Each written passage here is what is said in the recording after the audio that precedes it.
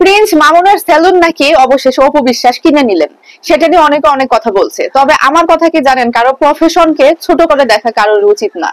এই যে অপু বিশ্বাসের বাবাকে নিয়ে অনেকে বলেন যে অপু বিশ্বাস দিদির বাবা আসলে মুচি ছিলেন।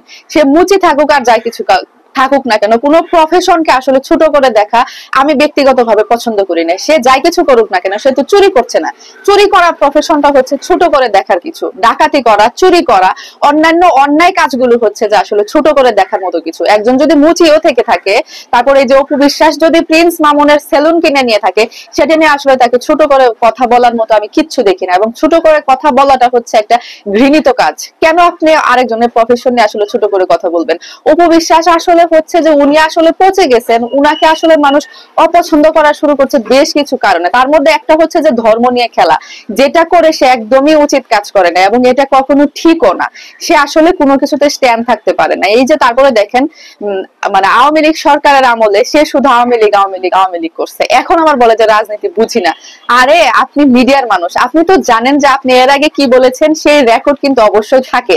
20 বছর 25 বছর 60-70 বছর আগেরও কিন্তু রেকর্ড এখনো পাওয়া যায়। আর আপনি যে যে ক্যামেরার সামনে এসে এক মুখে দুই কথা বলেন, সেগুলোর জন্য তো আপনি আসলে পচে যান।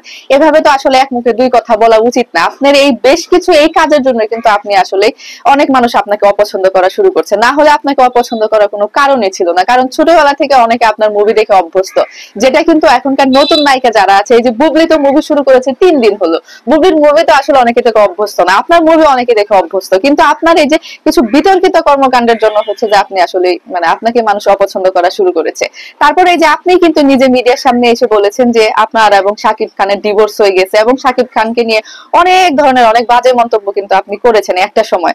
তারপরে বেশ 3 বছর থেকে আপনি আবার সেই শাকিব শাকিব আপনার ডিভোর্সি শ্বশুর শাশুড়িকে শ্বশুর শাশুড়ি বলে সম্বোধন করছিলেন, যেটা আপনার একদমই করা উচিত হয় নাই। যে কারণে হচ্ছে যে আপনাকে সবাই অপছন্দ করা শুরু করেছে। এই যে আপনার ভক্তরা এসে বলবেন যে সে শাকিব শাকিব করবে না তো কি করবে, কিন্তু শুনেন, সে তো আসলে তার হাজবেন্ড না, তাকে সে ডিভোর্স দিয়ে দিয়েছে। সে তাকে যতই ভালোবাসুক, সেটা আসলে ক্যামেরার আড়ালে রাখা উচিত ছিল। তার মুখের জবানটা এভাবে আসলে বাইরে প্রকাশ করা উচিত হয় নাই। লোক দেখানো, শ্বশুর শাশুড়ি ডাকা, এটা আসলে তার উচিত হয় নাই। সে যদি তাকে এতই ভালোবাসতো, তাহলে সে তাকে ছেড়ে দিয়ে, সে তাকে সুন্দর মতো সংসার করতে দিয়ে তার শুভ কামনা করতো, তার জন্য সে দোয়া করতো নীরবে নিভৃতে। ঠিক আছে, এটা যদি করতো তাহলে তার আত্মসম্মান বোধটা বজায় থাকতো। আর আপনার অপু বিশ্বাস দিদির ভক্ত যারা আছেন তাদেরকে বলি, শুনেন, বিয়েটা হচ্ছে একটা হালাল জিনিস। আপনাদের যদি সম্ভব হয় আপনারা আসলে তাকে একটা বিয়ে করিয়ে দিন, ঠিক আছে? সেটাই হচ্ছে যে সব থেকে ভালো হবে, কারণ সে জীবনে অনেক কষ্ট করেছে। দিন শেষে কিন্তু একটা অভিভাবকের প্রয়োজন হয়। আসলে উনার কিন্তু বাবা মা কেউ নেই, আপনারা সবাই জানেন। উনাকে আসলে উনার ধর্মের একটা ছেলে দেখে, ভালো একটা সুন্দর ছেলে দেখে তাকে আসলে বিয়ে করিয়ে দেন, তাহলে দেখবেন যে ওই পাশে শাকিব খানের সংসারটাও সুন্দর হবে, এই পাশে উনার সংসারটাও সুন্দর হবে। আর ওনার ব্যক্তিগত ভাবে যদি উনি মনে করেন যে উনি শাকিবকে ভালোবেসে সারাটা জীবন কাটিয়ে দিবেন, তাহলে বিয়ের দরকার নাই। তবে সাকিব সাকিব এত মুখে না এনে নীরবে নিভৃতে, নীরবেও কিন্তু ভালোবাসা যায়, সেটা যদি করা যায় তাহলে সব থেকে বেটার হয়। এখন আপনার অপু বিশ্বাস দিদির ভক্ত যারা আছেন, আপনারা একটু ভেবে চিন্তে বলুন আমি আসলে খারাপ বললাম নাকি ভালো বললাম।